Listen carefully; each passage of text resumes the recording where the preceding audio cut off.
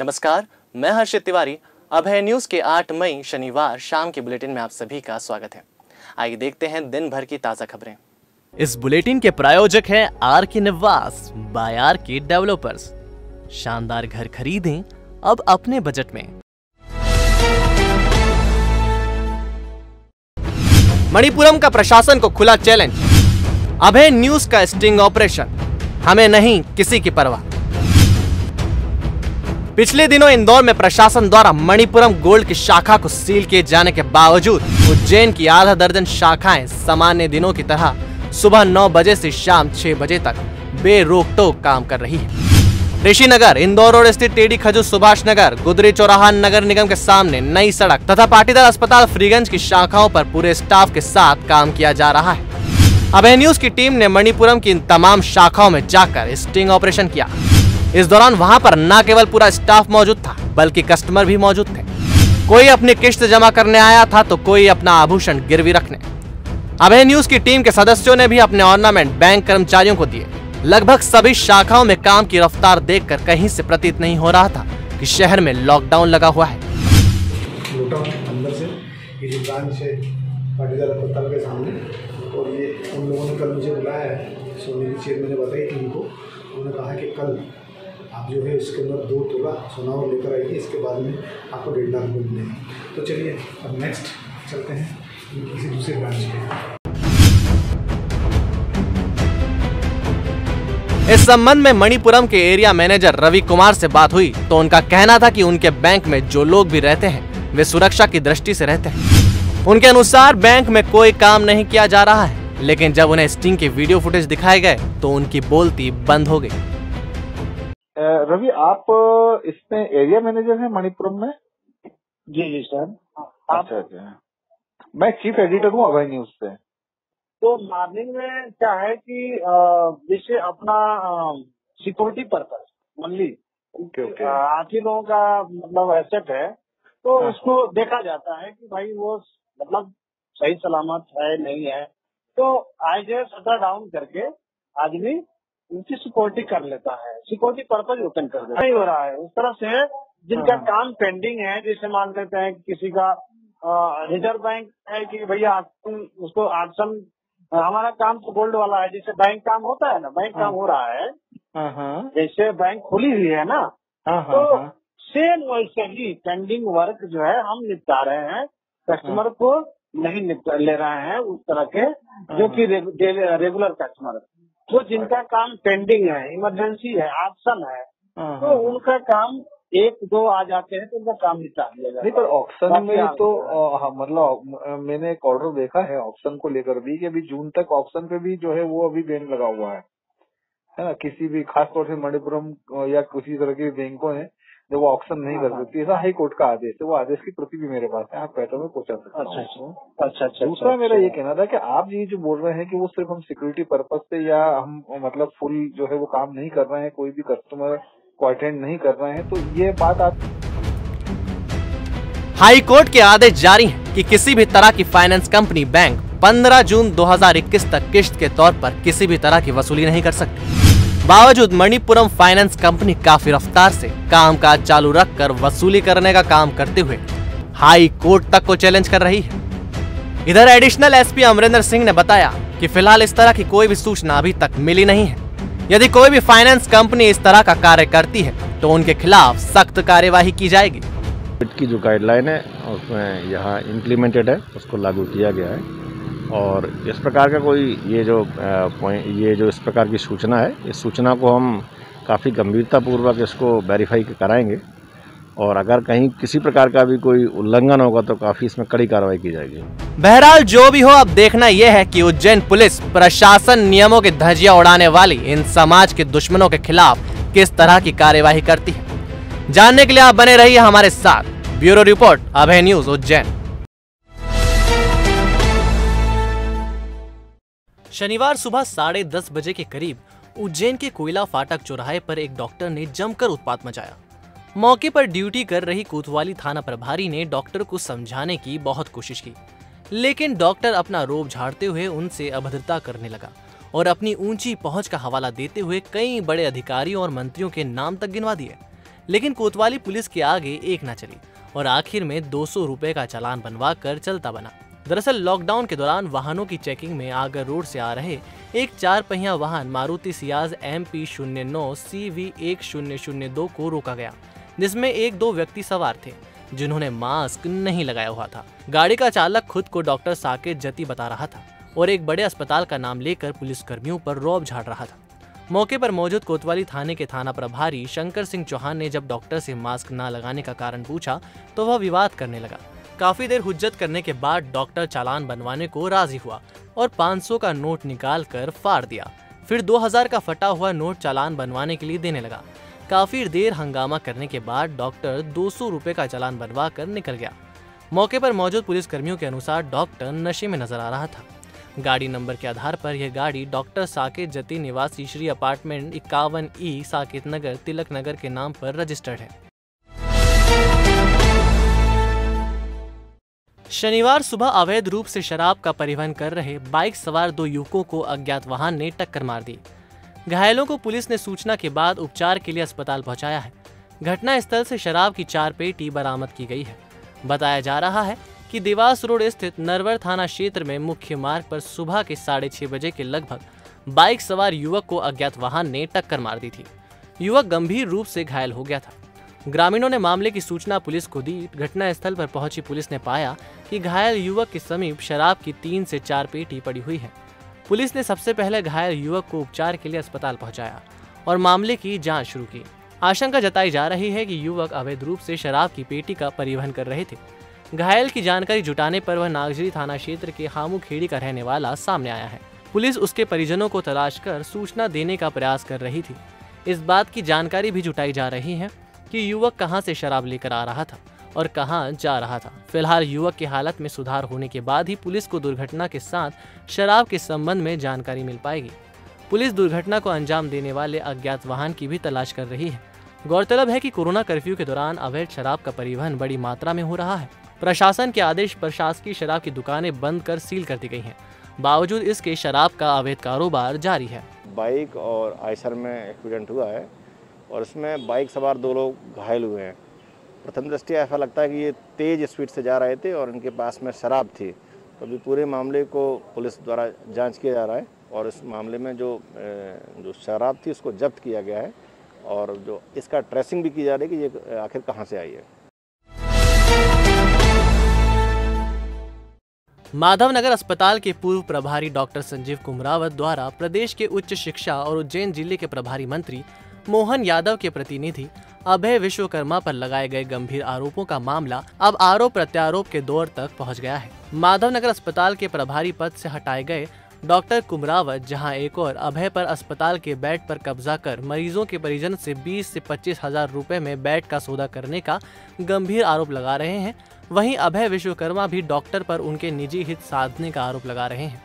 हालांकि पूरे मामले में दोनों ही पक्ष अपने आप को दूध का धुला हुआ बता रहे हैं। डॉक्टर संजीव कुमरावत और मंत्री प्रतिनिधि अभय विश्वकर्मा मीडिया के सामने आकर भी एक दूसरे पर इल्जाम लगा रहे हैं। पूरे मामले में सही कौन और गलत कौन, यह तो जांच का विषय है और जांच होनी भी चाहिए ताकि दूध का दूध और पानी का पानी हो जाए। फिलहाल यह मामला उज्जैन कलेक्टर के संज्ञान में भी आ गया है और उनका कहना है कि जो भी दोषी होगा उस पर कड़ी कार्यवाही की जाएगी। देता हूँ, यदि मैं पैसे ले रहा होता, किसी व्यक्ति से पैसे लिया होता, तो ये सोशल मीडिया का ज़माना, किसी ना किसी ने उस समय एक चीज़ वायरल तो की होती कि कलेक्टर साहब आते हैं, नोडल अधिकारी आते हैं, मरीजों के परिजन तो उनसे मिलकर अपनी समस्या बताते हैं, इस विषय में बताया होता। पहली बात। दूसरी बात, जो तत्कालीन प्रभारी महोदय थे वो तो अपनी दमगाई के लिए जाने जाते हैं। उन्होंने पत्रकार महोदय के ऊपर भी तुरंत FIR करा दी थी और भी लोगों पे तुरंत FIR करा दी थी। तो उस समय मेरे ऊपर FIR करा देते, मेरे विषय में किसी न किसी अधिकारी को तो सूचित करते। जैसा उन्होंने एक चैट वायरल हो रही है उनकी, उसमें ये लिखा हुआ कि उसमें फाइनेंशियल पावर उनको नहीं है। भैया फाइनेंशियल पावर क्या आवश्यकता है?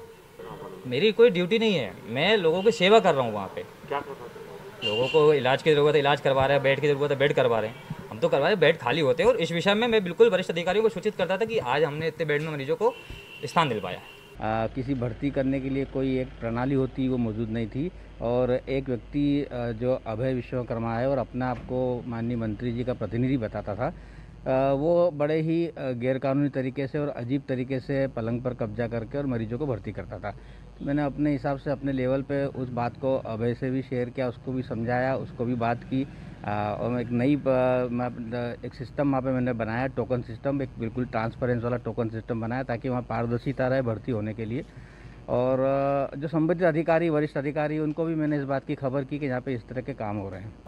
अगर कोई बेड खाली होता है तो पहली प्राथमिकता उन्हीं को दी जाती है, उसी के हिसाब से नियमानुसार ये चीज़ चली है। डॉक्टर कुमरावत ने जरूर कुछ इस प्रकार की चीज़ें बोली हैं। अगर कोई भी ऐसा वाकया सामने आता है, कोई भी शिकायत आती है, कोई भी केस मिलता है अगर पैसे लेने वाला, तो चाहे कोई भी व्यक्ति हो, हम लोग उसके खिलाफ कड़ी कार्रवाई। जिला प्रशासन के बार बार अपील करने और आम जन को घरों में रहने की हिदायत देने के बाद भी कई लोग अकारण सड़कों पर घूमते देखे जा रहे हैं। चेकिंग पॉइंट पर जब इनसे पूछताछ की जाती है तो ये नए नए बहाने बनाते हैं। ऐसे लोगों पर लगाम लगाने के लिए पुलिस प्रशासन इन पर धारा 151 में मामला दर्ज कर खुली जेल की हवा खिलवा रहा है। पिछले 2 दिनों से जारी इस अभियान में शुक्रवार को 258 लोगों पर कार्यवाही की गई और शनिवार दोपहर तक भी 125 लोगों पर गिरफ्तारी पार्टी ने कार्यवाही की है। इसी तरह कई वाहनों को भी जब्त किया गया है और 5 दुकानदारों के खिलाफ प्रतिबंध के बावजूद दुकान संचालित करने पर दुकान सील करने की कार्यवाही की गई है। जो बाहर घूमते हैं फ्रीवॉलर्स से, जो बिना काम पे घूमते हैं, उनको हर जगह जगह चेक किया जाता है। और कल 258 लोगों को अस्थायी जेल में 151 के तहत गिरफ्तार करके भेजा गया है और आज भी सुबह से 125 लोगों को 151 में गिरफ्तार किया गया है। कई दोपहिया वाहनों को जब्त किया गया है। इसके अलावा 5 ऐसी दुकानों को भी सील किया गया है जो गाइडलाइन के विपरीत खुली होना या उनका संचालन पाया गया है। शुक्रवार शाम को शिकायत मिलने पर नागदा रोड स्थित एसआर पेट्रोल पंप के पीछे तहसीलदार मधु नायक टीम के साथ पहुंची। लकड़ियों का जखीरा देख तहसीलदार ने जब लकड़ियों के व्यापारी शैलेश आंचलिया से दस्तावेज मांगे तो उन्होंने वन विभाग में 3 महीने पहले परिवहन अनुमति के आवेदन को दिए जाने की बात कही। मौके पर दस्तावेज न दिखाए जाने पर तहसीलदार मधु नायक ने वीडियोग्राफी करवाकर 7000 टन लकड़ियों को जब्ती में लेकर देखरेख का जिम्मा लकड़ी व्यवसायी को सौंपा है। मीडिया की उपस्थिति में तहसीलदार मधु नायक द्वारा लकड़ी व्यापारी से पूछताछ की गई, जिसमें उन्होंने जनवरी महीने में नागदा के पास ग्राम डाबरी से अनुमति के आधार पर 500 पेड़ नीलामी में काट कर लाने की बात बताई। लेकिन 4 महीने बीत जाने के बाद भी उक्त माल व्यवसायी द्वारा ठिकाने नहीं लगाया गया। यह बात प्रशासन को भले ही हजम हो गई हो, लेकिन सूत्रों की माने तो कई वर्षों से जंगल से बिना अनुमति के पेड़ काटकर 60 गांठ से इसी स्थान से लकड़ियों को अन्य शहरों, राज्यों में ट्रॉलों में लाद कर निर्यात किया जा रहा है। प्रशासन को इस संबंध में जानकारी भी है और अभय न्यूज के स्टिंग वीडियो भी उपलब्ध है। देखना यह है कि पेड़ों की अवैध कटाई पर स्थानीय प्रशासन लकड़ी माफिया आरा मशीन संचालकों पर क्या कार्रवाई करेगा। खासतौर के ग्रामीण अंचलों के जंगलों से हरे भरे पेड़ पौधों को काटने का गौरख धंधा बिना कोई रोक टोक के चल रहा है। लकड़ी माफियाओं द्वारा प्रतिदिन सैकड़ों हरे भरे पेड़ों को काटकर आरा मशीन पर पोस्टमार्टम किया जा रहा है। आपको बता दें कि खासतौर की आरा मशीनों पर क्षमता से अधिक लकड़ियों को रखा जाता है। सूत्र तो ये भी बताते हैं कि उज्जैन तक के जिम्मेदार इस गौरख धंधे में संलिप्त हैं, जिसके चलते आरा मशीनों पर न जांच होती है न कार्रवाई। खासतौर नगर में 1 दर्जन से ज्यादा आरा मशीनों पर काटे गए हरे भरे पौधों का पोस्टमार्टम होता है। वहीं सफेद पल्लियां ओढ़कर ग्रामीण अंचलों से हरे पेड़ काट कर परिवहन किया जाता है। उज्जैन शहर में विभिन्न स्थानों पर सैकड़ों घरों में कोरोना संक्रमित व्यक्तियों को होम आइसोलेट किया गया है। ये मरीज घर में रहकर ही अपना इलाज करा रहे हैं, जिन्हें समय समय पर स्वास्थ्य विभाग द्वारा चिकित्सकीय सलाह दी जाती है। फिर भी कुछ लोगों द्वारा कंटेनमेंट क्षेत्र की सीमा लांघकर अन्य जगहों पर घूमने की शिकायत के लगातार मिलने पर उज्जैन पुलिस ने प्रत्येक सीएसपी सर्कल में एक होम क्वारंटाइन चेकिंग पार्टी का गठन किया है। ये चेकिंग पार्टी लगातार होम आइसोलेशन में रह रहे लोगों को चेक कर रही है और जो मरीज या उनके परिजन घरों में नहीं मिल रहे हैं उन पर कार्यवाही भी की जा रही है। उज्जैन अतिरिक्त पुलिस अधीक्षक अमरेंद्र सिंह ने बताया कि इन चेकिंग पार्टियों द्वारा अब तक 11 लोगों पर घर पे ना पाए जाने पर धारा 188 महामारी एक्ट की धारा 270 के तहत प्रकरण दर्ज किए गए हैं। साथ ही ये होम क्वारंटाइन चेकिंग पार्टी मरीजों और उनके परिजनों से राशन, दवाई और अन्य आवश्यक वस्तुओं की जानकारी भी ले रही है और जरूरत पड़ने पर उन्हें ये सब सामान उपलब्ध भी कराया जा रहा है।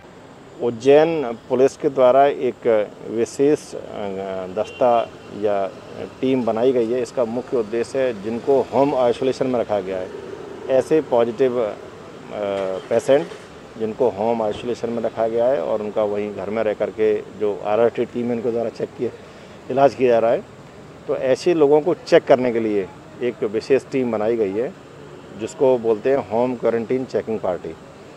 और इसका मुख्य उद्देश्य है कि ये लोग जो होम आइसोलेशन में वो उल्लंघन ना करें। कोरोना महामारी के दौरान धड़ल्ले से कुछ लोग आपदा में अवसर तलाशते हुए आवश्यक वस्तुओं की कालाबाजारी कर रहे हैं। रेमडेसिविर की कालाबाजारी करने के मामले में पुलिस ने गिरोह के सरगना लोकेंद्र सिंह पिता मगन सिंह राजपूत, ग्राम लकुमड़ी, थाना पिपल रावा, वीरेंद्र पिता विक्रम सिंह पवार निवासी new housing board colony Dewas और अर्जुन पिता पदम सिंह निवासी मुखर्जी नगर देवास को गिरफ्तार किया है। वीरेंद्र और अर्जुन अमलतास अस्पताल के कर्मचारी हैं। पुलिस ने सभी आरोपियों को गिरफ्तार कर जेल भेज दिया है। पूछताछ में पुलिस को और कई नाम सामने आने की आशंका है। पुलिस मुख्य सरगना लोकेंद्र, अर्जुन और अंकित पर रासुका की कार्रवाई करने की तैयारी कर रही है। बता दें कि कुछ दिन पहले पुलिस रेमडेसिविर इंजेक्शन की कालाबाजारी को लेकर प्राइम हॉस्पिटल के कंपाउंडर अंकित पिता राजाराम पटेल और नर्स पूजा पिता देवी सिंह कलासिया के साथ एक मेडिकल संचालक रुद्र पिता भगवती तिवारी को पहले ही गिरफ्तार कर चुकी है, जिसमें रिमांड के दौरान अंकित ने पूछताछ में कई नामों का खुलासा किया है। इसी आधार पर पुलिस ने लोकेंद्र सिंह राजपूत, वीरेंद्र पवार और अर्जुन को गिरफ्तार किया है। इस मामले में अब तक कुल 6 लोगों की गिरफ्तारी हो चुकी है। अभी तक कुल 6 आरोपी गिरफ्तार किए हैं कोतवाली देवास पुलिस द्वारा। विवेचना चल रही है, टीम बनी हुई है जिसका वरिष्ठ अधिकारी श्रीमान पुलिस अधीक्षक महोदय और CSP महोदय, एडिशनल SP महोदय प्रतिदिन सुपरविजन करते हैं उस केस का। और उस पर 3 आरोपी जो हैं जिनकी भूमिका के आधार पर रासुका की कार्रवाई की जा रही है, जिसमें लोकेंद्र राजपूत है, अर्जुन दुधानिया और अंकित पटेल। बड़नगर में सरकार द्वारा निर्धारित दरों के बावजूद निजी अस्पताल कोरोना काल में आपदा को अवसर बनाने से नहीं चूक रहे हैं और मरीजों के साथ सरेआम लूट कर रहे हैं। जहां बड़नगर के गीता प्राइवेट हॉस्पिटल में मरीज राजेश पिता बाबूलाल निवासी बड़नगर के साथ ऐसा कुछ हुआ, जहां मरीज का 4 दिन का बिल 61,000 बना दिया गया, जिसे मरीज के परिवार ने देने से मना कर दिया। उनका कहना है कि हॉस्पिटल की ओर से 2500 रूम चार्ज प्रतिदिन की बजाय 6000 रोज जोड़ा गया। जो 4 दिन का रूम चार्ज 24,000 हुआ, तो वहीं डॉक्टर राउंड चार्ज प्रतिदिन 2000 की बजाय 5000 प्रतिदिन जोड़ा गया, जो 4 दिन 20,000 रुपये जोड़ा। इसके अलावा अतिरिक्त सर्विस चार्ज के रूप में 3,000 रुपये प्रतिदिन के हिसाब से 12,000 का बिल बनाया गया। बायोमेडिकल वेस्ट डिस्पोजल में 1200 प्रतिदिन के हिसाब से 4 दिन का 4,800 रुपये बिल बनाया गया, जिस वजह से 4 दिन का सामान्य खर्च 61,000 रुपये का बिल बनाकर मरीज के परिजनों को थमा दिया गया, जिसके चलते पेशेंट के परिवार ने बिल का भुगतान करने से मना कर दिया और निर्धारित शुल्क से अधिक राशि का बिल बनाने की शिकायत अनुविभागीय अधिकारी महोदय बड़नगर को 29 अप्रैल को की गई, जबकि अनुविभागीय अधिकारी बड़नगर एवं शासन द्वारा समस्त चार्ज शुल्क की दरें निर्धारित की गई। तो हॉस्पिटल द्वारा इस प्रकार का बिल चार्ज क्यों लिया जा रहा है? तो वहीं गृह मंत्री नरोत्तम मिश्रा द्वारा इस पर तुरंत कार्यवाही करने के निर्देश दिए हैं, फिर भी ऐसे हॉस्पिटलों पर कोई कार्यवाही नहीं की जा रही है। 2021 को मेरे ब्रदर के लड़के राजेश पिता बाबूलाल जी कुमार के लड़के को गीता हॉस्पिटल बड़नगर में इलाज हेतु भर्ती कराया गया। प्रारंभिक तौर पर 20,000 रुपये नकद दिए गए। 4 दिन तक यह हमारा भैया हॉस्पिटल में एडमिट रहा, तो 28/4 को इनको वहाँ से डिस्चार्ज किया गया और उन्होंने बोला कि 61,000 का ये बिल हमें थमा दिया। तो हमने कहा भैया इतना पैसा तो लगना ही नहीं चाहिए 4 दिन का, इसका हमें डिटेल बताइए और ये पेमेंट हम नहीं करेंगे। तो उन्होंने कहा कि क्यों नहीं करोगे? तो हमने कहा ये शासन की गाइडलाइन के अनुसार आप लोग भुगतान देने को तैयार है। 19/4 को जो शासन की गाइडलाइन है उसे जब्त की हमसे, तो इन्होंने लेने से इनकार कर दिया। हमने मजबूरन होके बहुत रिक्वेस्ट करी कि शासन की गाइडलाइन की हमें पर्ची बता दो, तो वहाँ पर कोई भी ऐसा कोई नोटिस बोर्ड पे नहीं लगा था कि शासन की गाइडलाइन का ये रेट है। बदमुश्किल हमने दूसरे स्थान से लिस्ट प्राप्त करी, तो इनके और उसमें मिलान नहीं खाता था। इसके लिए हमने SDM महोदय बड़नगर से चर्चा करी। उनको जो 61,000 रुपये का बिल हमने उनको दिया, तो उन्होंने कहा इस बिल की आप शिकायत पुलिस थाने में जाके दीजिए और ये बोलिए कि SDM साहब ने जांच के लिए यह भेजा है। एक आवेदन आया था कि गीता हॉस्पिटल द्वारा जो निर्धारित शुल्क है उससे ज़्यादा शुल्क वसूल किया गया। उसके संबंध में गीता हॉस्पिटल को हमारे द्वारा नोटिस दिया गया है। उन्होंने अभी जवाब नहीं दिया है। जवाब मिलेगा उसके बाद में SDM साहब को पत्र प्रेषित करके कार्रवाई करवाई। एक आवेदन आया था कि गीता हॉस्पिटल द्वारा जो निर्धारित शुल्क है उससे ज़्यादा शुल्क वसूल किया गया। उसके संबंध में गीता हॉस्पिटल को हमारे द्वारा नोटिस दिया गया है। उन्होंने अभी जवाब नहीं दिया है। जवाब मिलेगा उसके बाद में एसडीएम साहब को पत्र प्रदर्शित करके कार्रवाई करवाई। उज्जैन जिले के ग्रामीण क्षेत्रों में लगातार कोरोना के बढ़ते खतरे को देखते हुए उज्जैन जिले के कोविड प्रभारी मंत्री डॉक्टर मोहन यादव एवं सांसद अनिल फिरोजिया ने तराना विधानसभा का तीसरी बार निरीक्षण किया। साथ ही तराना के दीना कॉन्वेंट कोविड सेंटर पर पहुंचकर 50 ऑक्सीजन सिलेंडर भेंट किए। इसके बाद प्रशासनिक अधिकारी एवं नगर मंडल एवं ग्रामीण मंडल के कार्यकर्ताओं के साथ बैठक लेकर विचार विमर्श किया। साथ ही अपने अपने क्षेत्र में आ रही समस्या के निराकरण हेतु सुझाव भी प्राप्त किए, जिससे व्यवस्था को सुधारा जा सके। साथ ही ग्रामीण मंडल अध्यक्ष जितेंद्र राठौर द्वारा दीना कॉन्वेंट स्कूल स्थित कोविड सेंटर में मरीजों को आ रही समस्याओं की जानकारी प्रभारी मंत्री को दी कि कैसे अस्पताल के मरीजों को बाहर मेडिकल से दवाई लाना पड़ती है, जिसमें मरीजों के परिजनों को आर्थिक मार झेलना पड़ रही है। इसके बाद कार्यकर्ताओं ने तराना थाना प्रभारी संजय मंडलोई की कार्यप्रणाली का विरोध करते हुए अपनी बात रखी। इस पर प्रभारी मंत्री ने उपस्थित अधिकारियों को तराना नगर में भी अवैध शराब बिक्री पर रोक लगाने व लॉकडाउन का सख्ती से पालन करवाने का निर्देश दिया। टोटल डोज अभी तक लगा हुआ है 16 से 18 दिन का। टोटल बाजार का ही ट्रीटमेंट चल रहा है और करीबन एक दिन का खर्चा 3 से 4 हज़ार रुपये बादल सहित और बोलिए सहित। कोई सुविधा नहीं सर यहाँ पे, सब अपना घर से ही जो भी अपना खिलाना सब्जी वगैरह सारी सब्जियाँ जो भी फल फ्रूट लाना है यहाँ पे सिर्फ सुविधा है। आपने नॉर्मल जो सुविधा रहती है बुखार की दवा गोली और ये इंजेक्शन वगैरह लगभग 50 सिलेंडर सांसद जी ने उम्मीद कर रहे हैं कि सांसद ने जिसे दिए गए सिलेंडर के आधार पर यहाँ के कुछ बेड भी बढ़ेंगे और आने वाले समय में इसकी सुविधा का लाभ देंगे। कुछ लोकल परेशानियाँ हमने जानकारी दी है, उसकी जाँच हो जाए, वायरल क्या है उसकी सुविधा हो जाए, उसके ऊपर FIR का हमने निर्देशित करा है। दूसरा शराब का भी हमने आज ही आबकारी अधिकारी यहाँ पे जो हैं वो गई थी, उन्होंने 7 प्रकरण बनाए हैं और कार्रवाई तो सब चल रही है। लोगों से यही निवेदन है कि घर पे रहे, सुरक्षित रहे और कोरोना संक्रमण को रोकने के लिए घर पे रहना ही इसकी चेन तोड़ने में कारगर होगा।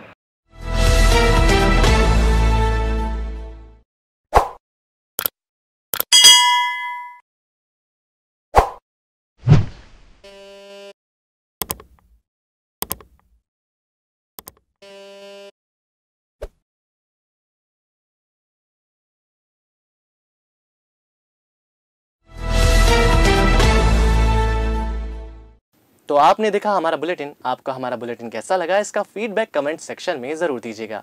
कल फिर मिलेंगे नए बुलेटिन के साथ। नमस्कार।